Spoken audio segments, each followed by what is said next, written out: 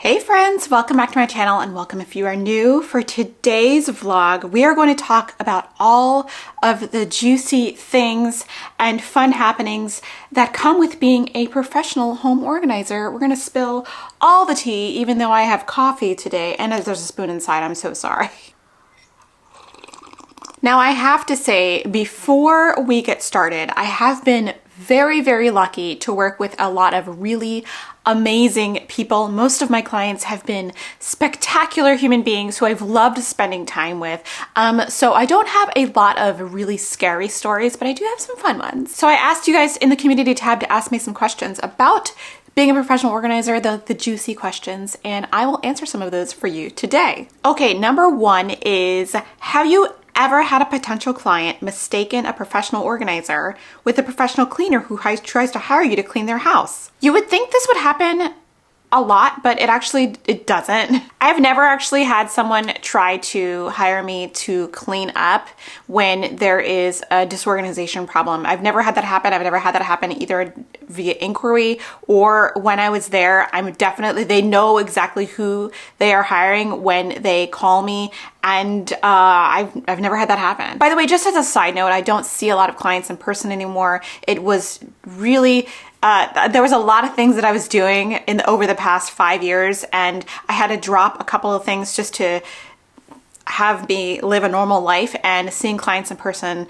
and actually virtually was one of them. So a lot of these are like old stories, but they're still fun nonetheless. So there were quite a few questions about insects, rodents, other kinds of bugs that I've come in contact with in houses. And I will say that working in a home is somewhere you're going to find sometimes insects and rodents and other arthropods, spiders, that too.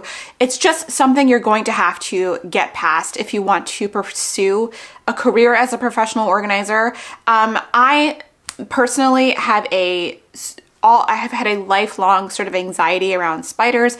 You're gonna have to get past that. Spiders usually aren't aggressive. They're not after you. Knowledge is power is gonna make these things a lot easier for you. I actually forced myself to handle bugs. When I was at the Smithsonian, I went to the bug zoo and I actually held a hissing cockroach in my hand, and the feet were surprisingly soft. The thing about working in places where there have been rodent droppings or anything like that, you do need to protect yourself and your client who you're working with. I have masks, I have shoe covers, I have gloves, I have everything that I need to wear to protect myself. Coming in contact with little tiny creatures is just something that happens if this stuff hasn't been moved for a while. Little creatures come in and they set up shop, and unfortunately, you have to disturb them, but it's just part of the job. Do you have specific memorable experiences working with neurodivergent clients and adapting to their needs? I do. I've worked with clients with all kinds of neurodivergent existences, and it's been wonderful and fascinating. I find ADHD to be kind of a prevalent occurrence in which I am there and being hired.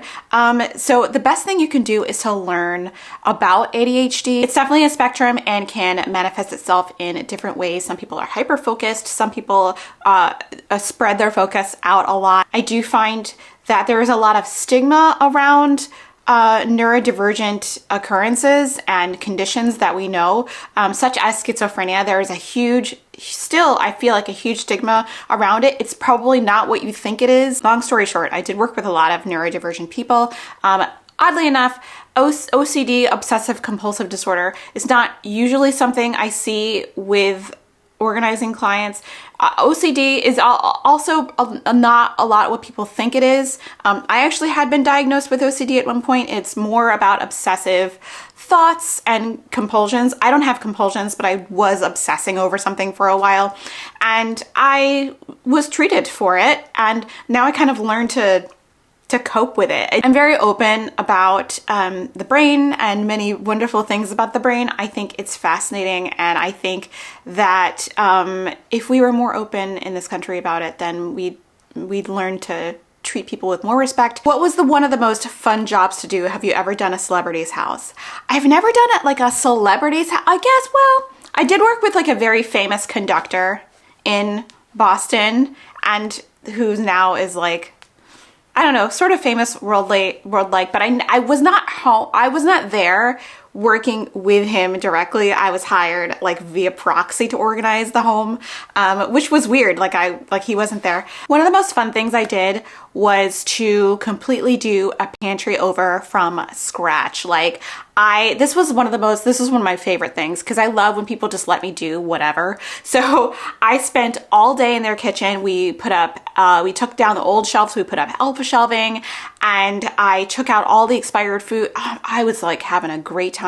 And they just let me do whatever I wanted, and I loved that. And another fun thing that I did, I remember I organized a wig collection, and it was like the most fun thing I've ever done. It was so fun. I love looking at all the different wigs and the wig heads. It was just so great. I loved that. And anytime I get to look at designer shoes is such a good time for me. I'm not into designer shoes. Like I don't have designer like heels and stuff because where am I going? But I like to look at them. I love to look at and designer purses. I love looking at them and being like, oh, because I recognize all of the fancy names and I'm like, these are cute, these are cute, these are cute. I love doing that. Have you ever been overwhelmed with too many potential ways to organize something and then afraid to commit to a certain idea? Struggling with this with my new house. That is a good question. I don't think I've ever been overwhelmed with too many ideas about how to organize something. I think I've been overwhelmed when client cannot commit to a decision that I've made about a system that I want to set up. What's the most unexpected type of item or space you've organized? The most unexpected thing I've organized is probably a marital aid collection, which like I didn't expect to like organize it, but I did, and it was like the best day of my life. I think a lot of people would be embarrassed by it, but I was like, oh my gosh, this is amazing. And yeah. Was there ever a time you had to decline a job because it was too much to tackle? Yes.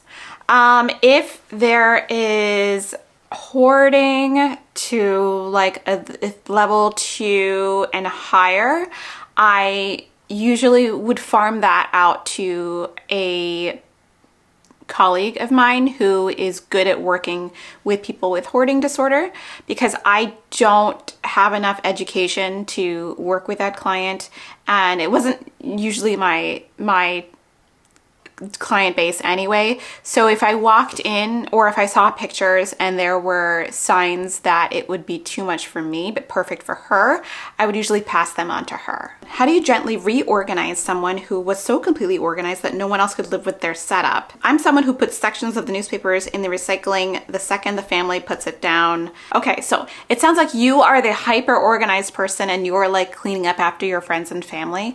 I think that's what it sounds like to me. Maybe I misunderstood the question, but I can relate to that. I feel like I am cleaning up after the dog and husband every single second of my life.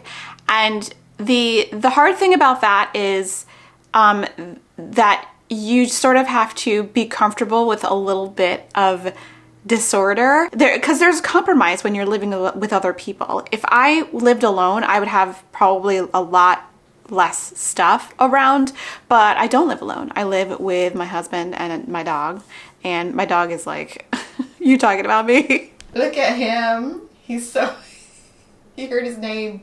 I think learning to compromise is some of the best stuff you can do when you're living with other people. As long as the conversation has been had about what your comfort level is, I would say, I mean, if you're making it easy for yourself to put things away already, that's half the battle, but just be comfortable with some level of disorder. I know it hurts, but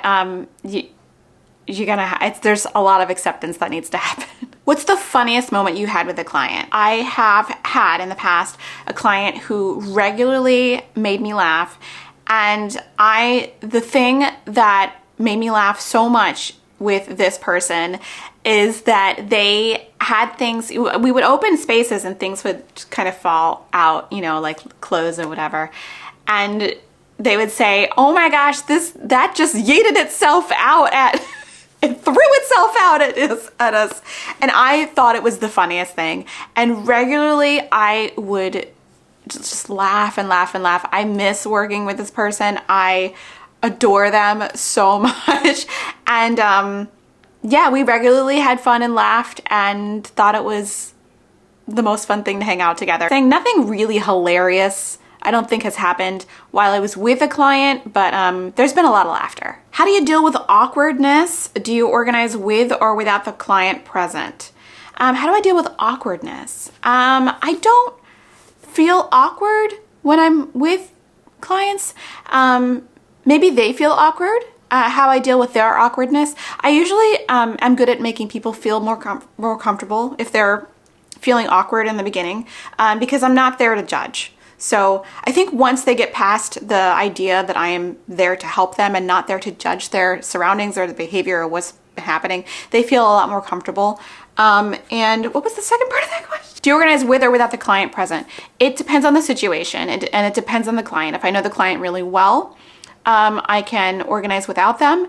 And if I'm not like doing the decluttering, because I do need them present for that, or if it's clear that they just want to be very hands-off, I have organized without the client, but I haven't decluttered without the client. I will not declutter without the client there because those decisions I cannot make, only they can make. So after we do the decluttering process, if they want to leave me alone with the space, that's fine with me. What's the most embarrassing clutter I've ever found? You know what? I found some pretty embarrassing stuff. Out of respect for whoever I worked with, I'm not going to say what it is. But yeah, I was embarrassed for them that I found it. And I'm going to leave it at that. Has anyone ever flirted with you while on the job? No. All of the clients I've worked with, most of the clients I've worked with, women like me, have not been their preferred flirting subject. So no one's ever flirted with me while on the job. No, not even when I was a Container Store consultant, I don't think, because that can always get a little dicey. Most of the time when I was at Container Store consultant, I was out just selling closets. That was my main job in life, was to go around and sell alpha closets. I did not, no, nothing like that ever happened. Has anyone tried being bossy with you? Bossy, yes, but more when I was selling closets rather than when I was actually organizing. When I'm actually organizing, I'm there. I'm more the authority, but I have had a client who was really hands-off with the job and wanted to just tell me what to do, and it was weird. Now, to be perfectly honest, this was a job that maybe an intern could have done for this person. This was a very like high-powered, high-paid position person, like a career you have to go to like lots of school for. And I was handling lots of their documents. And this job was one of like something I could have done as like a temp job after high school. So I didn't really understand why he was paying me my personal rate to be there and do that. And this person was particularly bossy, but like I didn't really mind at the time because they mostly left me alone. So I do have to say, and I have had a couple of clients who tried to be particularly controlling during the experience. And one I did stop seeing because I was so just, why was I there if they were just going to try and run the process? And that's only been like twice. I need a pro organizer and a pro cleaner because I want to sell my home. I don't even want most of the stuff. My home makes me sad and isn't good for my mental health. I'm stuck trying to decide who pro to hire first and help. I already have a therapist. Good. Hire a professional organizer first. Because if you have too much stuff, your cleaner is going to have a hard time cleaning around all the stuff. Hire a professional organizer first. We get rid of the stuff you don't want. Then we clean.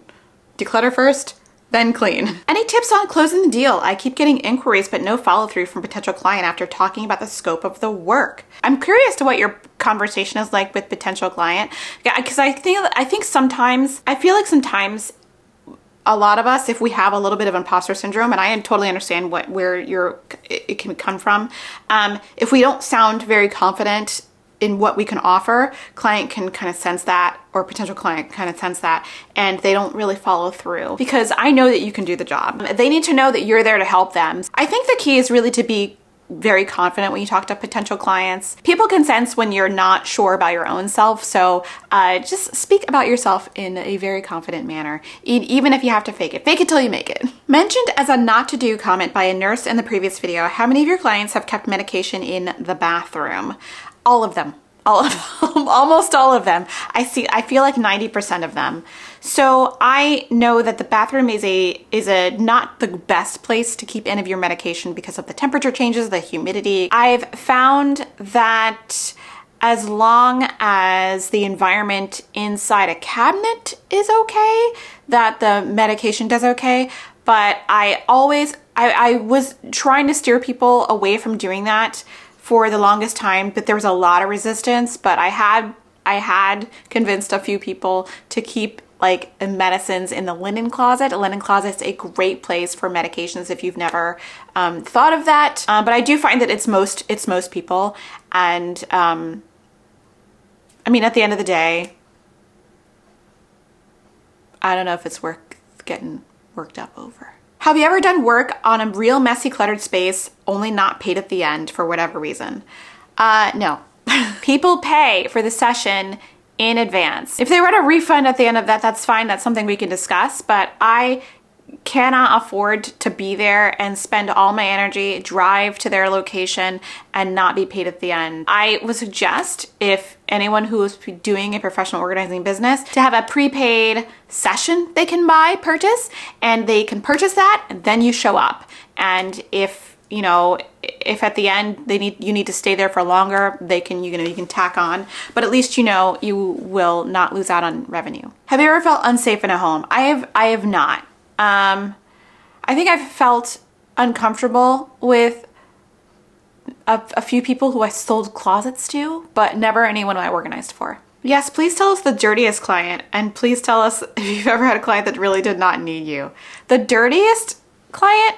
I mean, I'm not going to say people are like super dirty. I mean, there's been some neglected spaces where they just haven't been cleaned for a while, and of course the stuff's going to add up.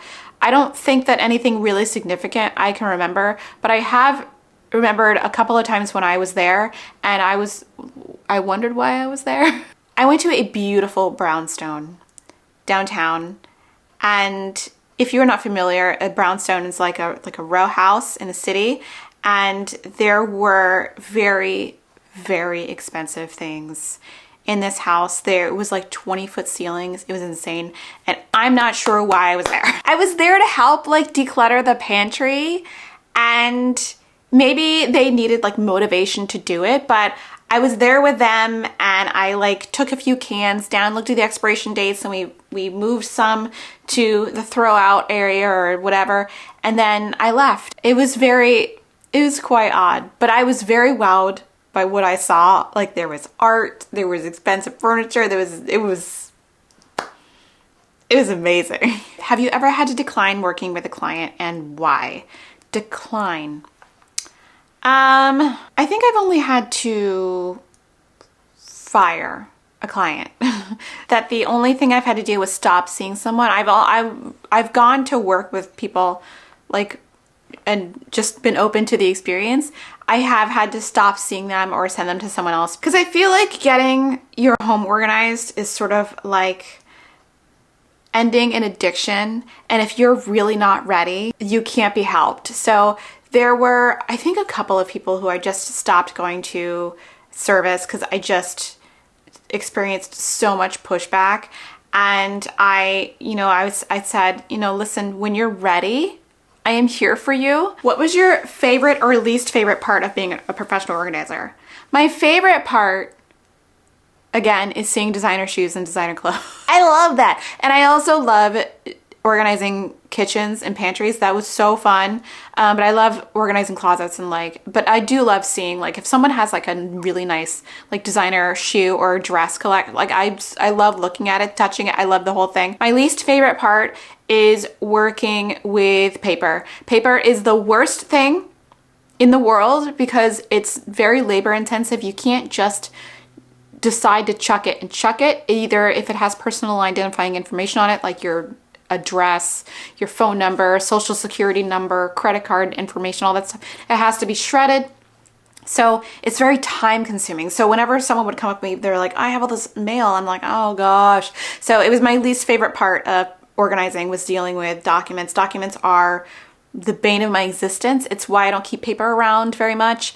And please open your mail. That's just, that is a public service announcement that I'm offering you right now. At the end of the day, professional organizers who come to your home and try to help and want to help you are not there to judge. They're there to help you with your fractured relationship with your home and with the items in your home. And in order to make that more orderly, they are there to help you set up systems so that you can find things in like a couple of minutes if you're looking for them. I encourage you, if you need help, to go to napo.net and find a professional in your area. There are also different styles of professional organizing. Some people are more gentle, some people are a little more tough love. So decide on what kind of style works for you, and then make sure to read reviews. But professional organizers are amazing, and I definitely encourage you, if you need help organizing, please, please, please visit napo.net and find a professional in your area. All right, I'm gonna go.